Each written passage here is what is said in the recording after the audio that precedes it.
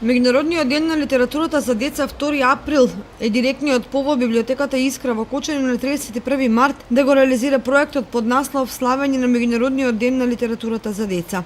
Во 10 часот во просториите на Искра ќе се одржи средба на ученици со авторката Билјана Црвенковска и креативно ликовна работилница на илустраторката Катерина Николовска со гостување на Александар Поповски, добитник на наградата Ванчо Николевски за 2016 година. Во 11 часот во салата на мултикултурниот центар во Кочани ќе се одржи фестивал на децата, книгите и музиката и ќе биде отворен продажен штанд на книгите за деца на издавачката куќа Арс Ламина од Скопје.